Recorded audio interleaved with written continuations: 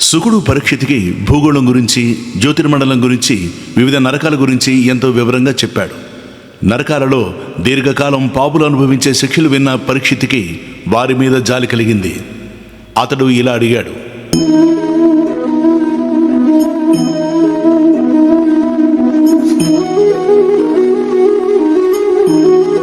సుఖయోగీంద్ర, మానవుడు తెలుసో తెలియకో ఏవేవో పాపాలు చేస్తున్నాడు.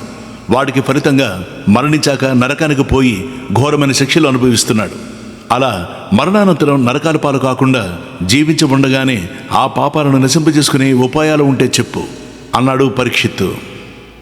శుకుడు సమాధానం చెప్పాడు: రాజా, మానవుడు మనస్సుతో గాని, మాటతో గాని, చేతలతో గాని పాపాలు చేస్తాడు. ఈ పాపాలన్నిటికీ తగిన ప్రాయశ్చిత్తాలు వేదాలు, శాస్త్రాలు చెప్తున్నాయి. శరీరానికి వ్యాధి సౌగానే సమర్థుడైన వైద్యుడి వద్దకు పెడతాం, మంచి చికిత్స చేయించుకుంటాం, వ్యాధి నిర్మూలించుకుంటాం. మంచాన పడి నానా బాధలు అనుభవించే దుస్థితి తప్పించుకుంటాం. అలాగే జీవించి ఉండగానే తాను చేసిన పాపాల తీవ్రతని గుర్తిరిగి తగిన ప్రాయశ్చిత్తాలు చేసుకోవాలి.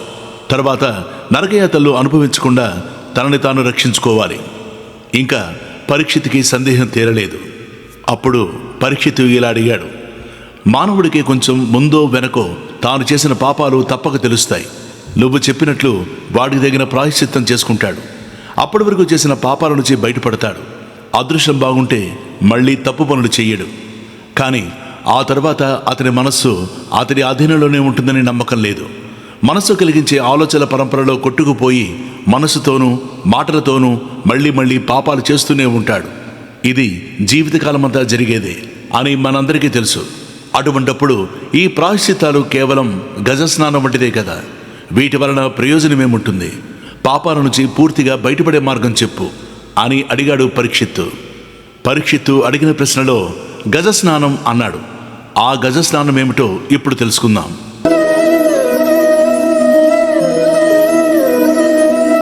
ఏనుగు నీటిలో దిగుతుంది. తొండంతో నీరు తీసుకుని శరీరమంతా బలంగా చిమ్ముకుంటుంది. శరీరం మీద ఒక్క దుమ్ము కణం కూడా లేకుండా అలా శుభ్రం చేసుకుంటుంది. ఆ తర్వాత గట్టు మీదకి వచ్చి వెంటనే అదే తొండంతో దుమ్ములాగి శరీరం అంతా చల్లుకుంటుంది. ఏనుగు నీటితో శరీరం మీద ఉన్న దుమ్మునంతటిని తొలగించి వెంటనే మళ్ళీ శరీరం అంతా దుమ్ము చల్లుకోవడాన్ని గజస్నానం అంటారు. అలాగే ఒక పని చేసి కొంత ప్రయోజనం పొంది వెంటనే ఆ ప్రయోజనాన్ని పోగొట్టుకునేవాడి చర్యలని గజస్నానం అంటారు. రాజా, నువ్వు చెప్పినది సత్యమే. ఆత్మజ్ఞానం లేనివాడే కర్మల పట్ల ఆసక్తితో ఉంటాడు. అందుచేత ఒక కర్మ వలన కలిగిన దోషాలని మరొక కర్మ చేసి పూర్తిగా పోగొట్టుకోవడం సాధ్యం కాదు. ఈ పాపాల నుంచి బయటపడడానికి 3 పద్ధతులున్నాయి. సమస్త పాపాల నుంచి నిష్కృతికి ఉత్తమమైన ఉపాయం ఆత్మజ్ఞానం సాధించడమే. అయితే ఇది అందరికీ సాధ్యం కాదు. యమనియమాలు పాటిస్తూ మనస్సు పరమాత్మ యందే లగ్నం చేసి తపస్సు చేయడం రెండో ఉపాయం. ఇది అందరికీ సాధ్యమయ్యేది కాదు. ఇక 3వ ఉపాయం భక్తి. వాసుదేవుడే నిజమైన ఆశ్రయమని పూర్తిగా నమ్మి అతన్ని శరణ పొందడమే భక్తి. అటువంటి వారు భగవంతుని ప్రేమిస్తారు, అతన్ని ఆశ్రయిస్తారు, భగవద్భక్తులని పూజిస్తారు. సూర్యుడు తన కిరణాలతో పొగమంచుని పూర్తిగా పోగొట్టినట్లు వారు తమ భక్తితో సమస్త పాపాలని నిశ్చయంగా పోగొట్టుకుంటారు. తనని తాను వాసుదేవుడికి అర్పించుకుని భగవద్భక్తుల్ని సేవించేవాడు ఎలా పవిత్రుడవుతాడో, పాపాల నుంచి విముక్తుడవుతాడో, అలా పవిత్రుడు కావడం తపస్సు మొదలైన సాధనలు చేసేవారికి ఎంత ప్రయత్నించినా సాధ్యం కాదు.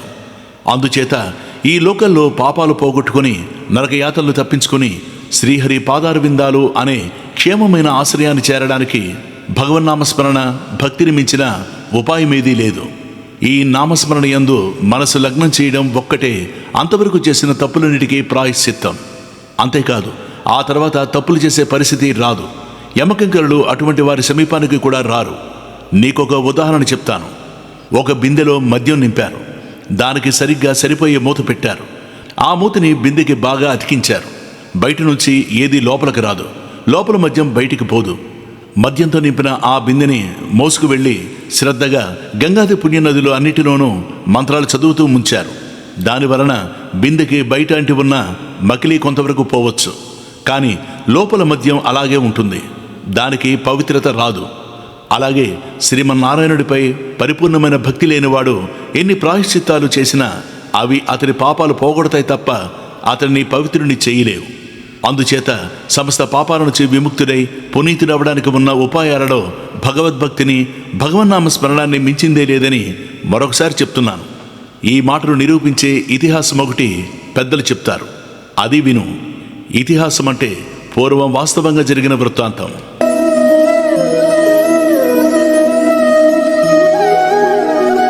పూర్వం కాన్యకుబ్జ దేశంలో, అంటే నేటి కౌనోజులో, వేదవేత్త అయిన ఒక బ్రాహ్మణుడు ఉండేవాడు.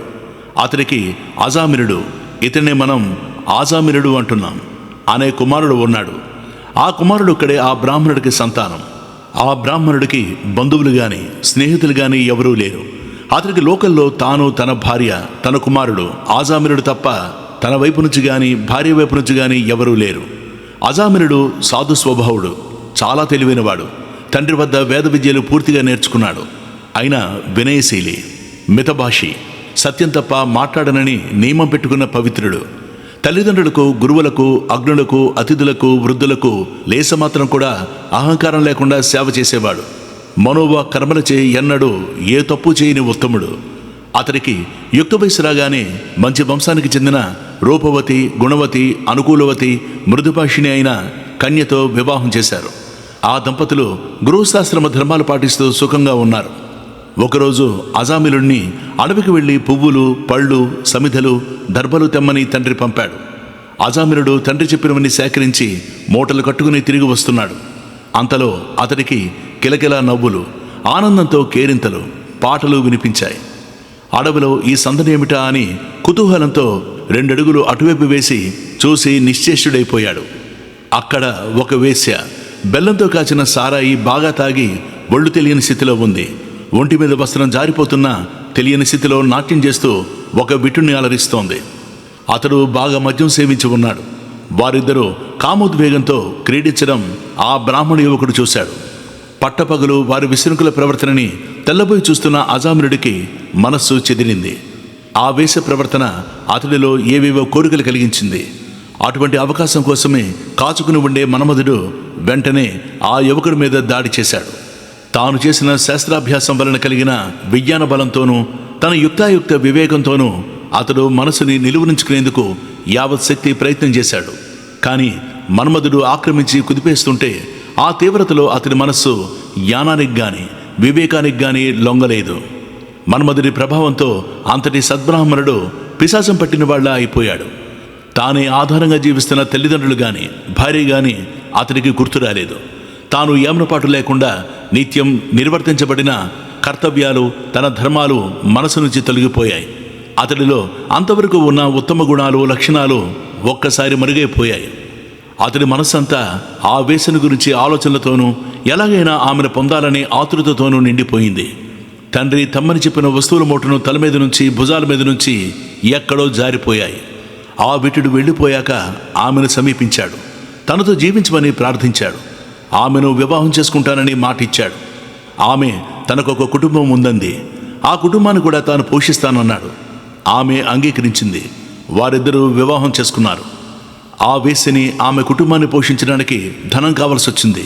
ధనికులను బంధించి డబ్బు కోసం పీడించడం, జోదమాడడం, దారులు కాచి దొంగతనం చేయడం, ఇలా ఒకటేమిటి ఏ పాపమైనా చేసి డబ్బు తెచ్చి ఆ వేశ్యకిచ్చి ఆమెను ప్రసన్నురాలని చేసుకునేవాడు.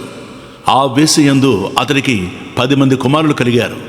ఎంత చెడినా ఇంగువ పట్టిన గుడ్డల ఏ మూలను ఇంకా మిగిలిపోయి ఉన్న సంస్కారం వలన ఆఖరి పిల్లవాడికి నారాయణుడు అనే పేరు పెట్టాడు.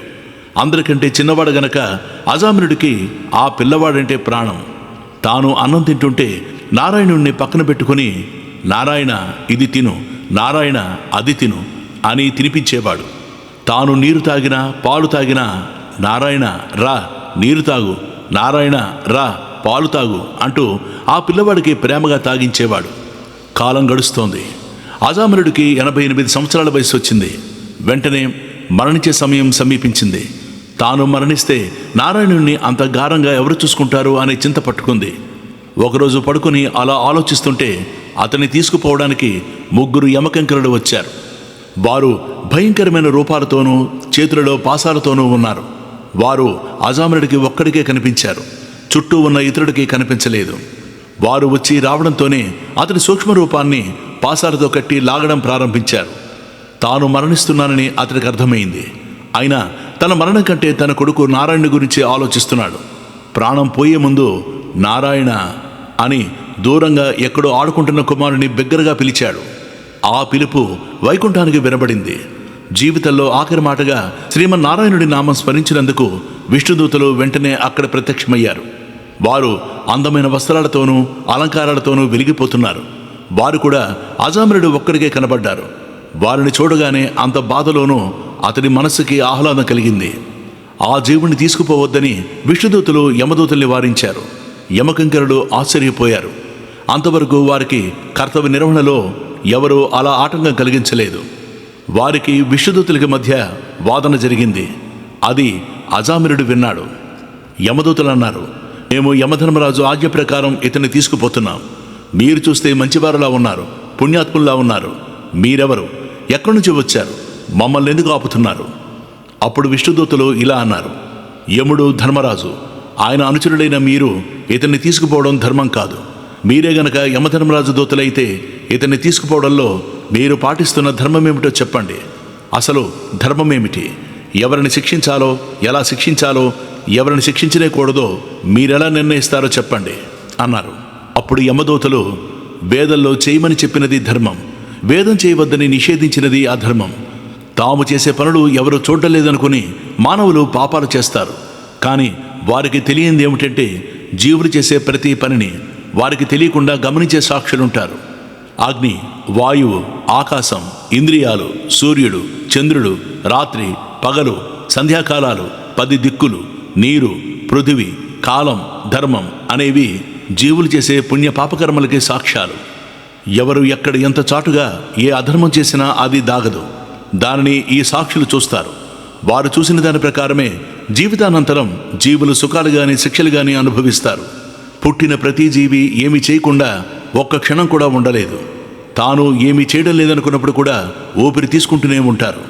మానవుడు తన మనసులో పుట్టిన కోరికలు మంచివైనా చెడువైనా తీర్చుకునేందుకు ఏదో ఒక పని చేస్తూనే ఉంటాడు. పాపపుణ్యాలు మూటగట్టుకుంటూ జీవితం గడిపేస్తాడు. బ్రతికుండగా ఈ స్థూల శరీరంతో చేసిన పాపాలకు మరణించాక సూక్ష్మ శరీరంతో బాధలు అనుభవిస్తాడు. మానవుడు తాను చేసిన పాపాల నుంచి నిష్కృతి ప్రాయశ్చిత్తాల వలన పొందుతాడు, లేదా రాజదండన వలన పొందుతాడు. ఈ 2 విధాలుగాను పాపాల నుంచి బయటపడిన వాడు యమదండన అనుభవించి ఆ పాపాల నుంచి విముక్తుడవుతాడు. ఈ అజామిరుడు ఒక వేశ్య పట్ల కలిగిన వ్యామోహానికి లోనై బ్రతుకంతా అనేక పాపాలు చేస్తూ గడిపాడు. ఇతడు జీవితకాలం చేసిన పాపాలు రాజు దృష్టికి రాలేదు. అందుచేత రాజదండన పొందలేదు. ఆ పాపాలు రాజుకు తెలియవు, కానీ ఇతడికి తెలుసు. అలా తెలిసినవాడు కనీసం ప్రాయశ్చిత్తమైనా చేసుకోలేదు. అందుచేత ఇతడికి యమదండనే గతి. ఇతడి పాపాలు పోగొట్టి పునఃపునీతుని చేయడానికే మేము తీసుకువెడుతున్నాం. మీరు మాకు అడ్డు తగలకండి అన్నారు యమదూతలు. యమధర్మరాజు సభధర్మానికి నిలయం. ఆ సభలో ఉండే మీరు ధర్మం తప్పి మాట్లాడుతున్నారు. ధర్మదేవత అనుచరుడైన మీరే ధర్మం తప్పి మాట్లాడితే ఎలా? శ్రేష్ఠుడు ఏ పని చేస్తే సామాన్యుడు దానిని అనుకరించి అదే పని చేస్తాడు. సామాన్యుడికి ఏది ధర్మమో ఏది అధర్మమో సూక్ష్మంగా విశ్లేషించి అర్థం చేసుకునే సామర్థ్యం ఉండదు. అందుచేత శ్రేష్ఠుడు ఏది ధర్మమని నిర్ణయిస్తాడో అదే ధర్మమని సామాన్యుడు అనుకుంటాడు. మీరు దండల గురించి చెప్పారు. పాపాల నుండి పూర్తిగా విముక్తుడైన వాడికి రాజదండన గాని యమదండన గాని ఉండవు.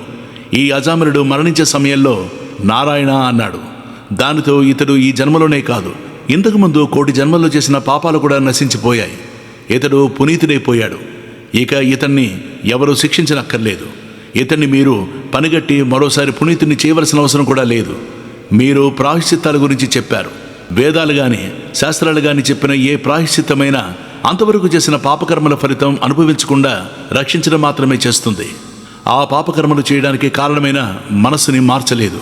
మనస్సును నిర్మలంగా చేయడం ఈ కర్మల వలన సాధ్యం కాదు. కానీ శ్రీమన్నారాయణుడి నామం ఉచ్చరిస్తే చాలు, అతడు సమస్త పాపాల నుంచి విముక్తుడవుతాడు. అంతరంగం పవిత్రమవుతుంది. పాపపు ఆలోచనలు రావు. ఎదురు భక్తితో నారాయణ అనలేదు. అసలు శ్రీమన్నారాయణునే తలుచుకోలేదు. కేవలం తన కొడుకుని పిలిచాడు అంటారేమో. ఆ నామ ప్రభావం చెప్తాను వినండి. మానవుడు ప్రమాదవశాత్తు ఎత్తు నుంచి కింద పడగా దెబ్బ తగిలినప్పుడైనా, జారి పడినప్పుడైనా, కాలో చెయ్యో విరిగినప్పుడైనా, తేరో పామో వేరేది కుట్టినప్పుడైనా, నిప్పు తగిలి కారినప్పుడైనా, లేదా బాధలో ఉన్నప్పుడైనా, ఇతరులు కొడుతున్నప్పుడైనా, కావాలని కాకపోయినా భగవంతుని స్మరిస్తూనే భక్తి భావంతో కాకపోయినా, బాధ కలగ్గానే అమ్మా అని అనుకున్నట్లు బాధ భరించలేక హరి అనే 2 అక్షరాలు పలికితే చాలు, అతడికి ఆ పైన నరకయాతలు ఉండవు. అందువలన నారాయణ నామస్మరణ చేసిన ఇతన్ని మీరు తీసుకువెళ్ళకూడదు, వదిలేయాలి అన్నారు విష్ణుదూతలు. అజామినుడికి విష్ణుదూతలు యమదూతలు కనబడుతున్నారు. వారి మాటలు వినబడుతున్నాయి. తన ప్రాణాన్ని యమదూతలు పాశాలతో లాగడం తెలుస్తోంది. ఇంతలో యమదూతలు ధర్మసందేహంలో పడి అజామినుడిని వదిలేశారు. అతనికి మరణం తప్పింది. ప్రాణం కుదుటపడిన అజామినుడు విష్ణుదూతలతో ఏదో చెప్పబోయాడు. అది గమనించి విష్ణుదూతలు అదృశ్యమైపోయారు. యమదూతలు చెప్పిన వేదోక్త ధర్మాన్ని, విష్ణుదూతలు చెప్పిన భక్తి భావాన్ని అజామినుడు విన్నాడు. వారందరూ తాను చేసిన పాపాలు వరుసగా చెప్పడం విన్నాడు. తాను గడిపిన జీవితాన్ని తలుచుకుని దుఃఖం వచ్చింది. మనసు నుంచి వేశ్య, ఆమె యందు కలిగిన సంతానం తొలగిపోయింది. మనసులో శ్రీహరిపై భక్తి ఉదయించింది. నేను తల్లిదండ్రులని, భార్యను వంచిన మోసగాడిని, చేయరాని పనులన్నీ చేసిన మహాపాపిని, వేద ధర్మాలు గాలి కొదిలి వేసన తగులుకున్న భ్రష్టుణ్ణి. అటువంటి నేనెక్కడ? పరమ పవిత్రమైన శ్రీమన్నారాయణుడి దివ్య నామం ఎక్కడ? ఏ జన్మలో చేసిన పుణ్యాల ఫలంగా ఆ నామం పలగ్గానే నేను అంతవరకు పాపకోపంలో పడి ఉన్నాననే కఠిన సత్యం తెలిసింది. ఇక మిగిలిన జీవితాన్ని వ్యర్థం చేయను, మనస్సుని భగవంతుడి మీద నిలుపుతాను అనుకున్నాడు.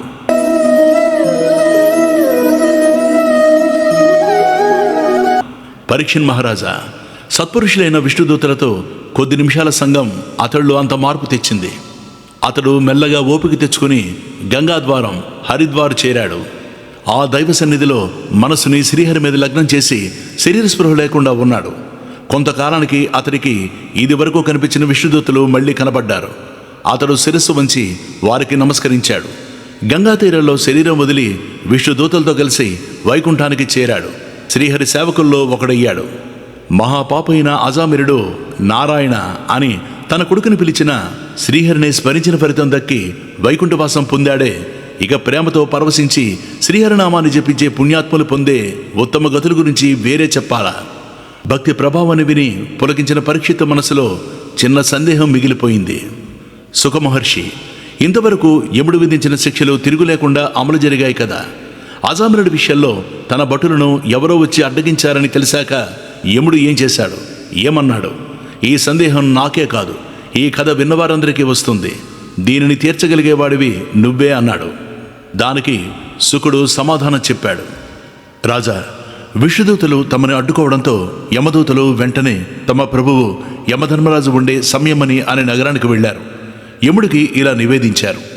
ప్రభు, జీవులు పుణ్యకర్మలు చేస్తారు, పాపకర్మలు చేస్తారు, లేదా పుణ్యపాపాలు 2 కలిసి ఉన్న కర్మలు చేస్తారు. వారు చేసే కర్మలను బట్టి వారికి పుణ్యలోకాలు కానీ, మానవలోకం కానీ, నరకలోకం కానీ నివాసంగా నిర్ణయించే అధికారమున్న ప్రభువువి నువ్వొక్కడివే. ఈ అధికారం నీకు తప్ప వేరెవరికీ లేదు. మాకు తెలిసినంత వరకు నిన్ను మించినవాడు కానీ, నీపై అధికారమున్నవారు కానీ ఎవడూ లేడు. అటువంటి నీ ఆజ్ఞను శిరసా వహించి మేము మహాపాపి అజామినుణ్ణి నరకానికి తీసుకురావడానికి పాసాలు బిగించి సిద్ధమయ్యాం. అంతే, 4 సిద్ధపురుషులు ఎక్కడి నుంచో వచ్చి ప్రత్యక్షమయ్యారు. మా పాసాలు తప్పించి ఆ పాపిని విడిపించారు. మరణించవలసిన వాడు బ్రతికాడు. తమ ప్రభువు పంపితే వచ్చామని వారంటున్నారు. ఇలా ఒక పాపను తీసుకురమ్మని నువ్వు, విడిపించుకురమ్మని మరొకరు ఆజ్ఞాపిస్తే ఈ లోకం ఎలా నడుస్తుంది? ఈ న్యాయ వ్యవస్థ ఎలా నిలబడుతుంది? జీవితానంతరం ఏ ప్రాణి ఏమి అనుభవించాలో నిర్ణయించే అధికారం నీకే కాకుండా ఇతరులకు కూడా ఉందా? ఉంటే ఇంకా ఎంతమందికి ఉంది? అప్పుడు మీలో మీరు ఒకరి ఆజ్ఞను ధిక్కరిస్తూ మరొకరు ఆజ్ఞను జారీ చేస్తుంటే మీ అనుచరుడమైన మేమేం చేయాలి? ఎలా ప్రవర్తించాలి? ఇవన్నీ మేము తెలుసుకోవడం మంచిదని నువ్వు అనుకుంటే మాకు చెప్పు అన్నారు. కింకరుల మాటలు విన్న యముడికి కోపం రాలేదు. ఆయన సంతోషించాడు. శ్రీహరి పాదపద్మానికి మనస్సులో నమస్కరించాడు. అనుచరులారా, ఈ లోకంలో నేనే అందరికంటే పైవాణ్ణని మీరు అనుకుంటున్నారు. అది నిజం కాదు. ఈ లోకంలో అందరికంటేనూ అన్నిటికంటేనూ పైవాడొకడున్నాడు. నేను ఇతర దిక్పాలకులు, దేవుళ్ళు, దేవతలు అతడు నడిపిస్తే నడిచే బొమ్మల వంటి వాళ్ళం. సమస్త దేవగణాలకి ఆయన సంకల్పం వలనే ఉనికి ఉంది. మేమందరము ఆయన సంకల్పం ప్రకారం మాత్రమే ప్రవర్తించగలం. ఆ భగవంతుణ్ణే శ్రీమన్నారాయణుడు అని, శ్రీహరి అని, శ్రీ మహావిష్ణువు అని అంటాం. ఆయన దూతలు కూడా ఆయన వంటి మంగళకరమైన రూపాలతోనే ఉంటారు. ఆ దూతలు శ్రీహరి భక్తుల్ని శత్రువుల నుంచి, సమస్త దేవ రాక్షస గణాల నుంచి రక్షిస్తారు. నా నుంచి కూడా రక్షిస్తారు. ఆయన చెప్పే ధర్మాలు దేవతలు, సిద్ధులు కూడా పూర్తిగా తెలుసుకోలేకపోతున్నారు. బ్రహ్మ, నారదుడు, శివుడు, సనత్కుమారుడు, కపిలుడు, స్వయంభూమనువు, భీష్ముడు, బలి, శుకుడు, నేను మాత్రమే ఆ భగవంతుడు చెప్పిన సూక్ష్మ ధర్మాన్ని పూర్తిగా తెలుసుకున్నాం. ఇతరులెవరూ ఆయన బోధించే ధర్మం యొక్క హృదయాన్ని అందుకోలేకపోయారు. ఆ భగవంతుడి నామం వినడం, పలకడం, స్మరించడంతో భక్తి యోగం ప్రారంభమవుతుంది. ఈ భక్తి యోగం మహిమని మీరు చూశారు. మహాపాపి అజామిరుడు శ్రీహరిపై భక్తి లేకపోయినా కేవలం ఆ నామం నోటితో పలికి మృత్యుపాస నుంచి విముక్తులవడం చూశారు. యజ్ఞాలు, క్రతువులు, దానాలు, ధర్మాలు చేయలేకపోయినా శ్రీహరి నామం ఉచ్చరిస్తే చాలు. వారికి నేను శిక్షలు విధించినా అవి అమలు కావు. ఎందుకంటే వారిని శ్రీహరి సదా రక్షిస్తూ ఉంటాడు. అలా శ్రీహరి స్వయంగా గదదాల్చి రక్షిస్తున్న వారిని మీరు సమీపించకండి. ఆ భక్తులను శిక్షించే శక్తి మనకు గాని, చివరికి కాలానికి గాని లేదు. నేను, నా కింకరులు తెలియక శ్రీహరి నామం ఉచ్చరించే వారిని శిక్షించబోయాం. మా అపరాధాన్ని శ్రీహరి మన్నించుగాక అన్నాడు. పరీక్షిత్ మహారాజా, నేను లోక సంచారం చేస్తూ మలయ పర్వతం వద్దకు వెళ్ళాను. అక్కడ శ్రీహరిని ధ్యానిస్తూ తపస్సు చేస్తున్న అగస్త్య మహర్షి నాకీ అజామినుడి వృత్తాంతం చెప్పాడు అని శుకుడు చెప్పాడని సూతుడు సౌనకాదులకు చెప్పాడు. అజామినుడి కథ సమాప్తం. గోపికా మండలే రాజమానం లసన్నృత్య బంధాదిలీలా నిదానం గలదర్ప కందర్ప శోభాభిదానం భజే నందసూనం సదానందరూపం వ్రజస్త్రీ జనానంద సందోహసక్తం సుధావర్షివంశి నినాదానురక్తం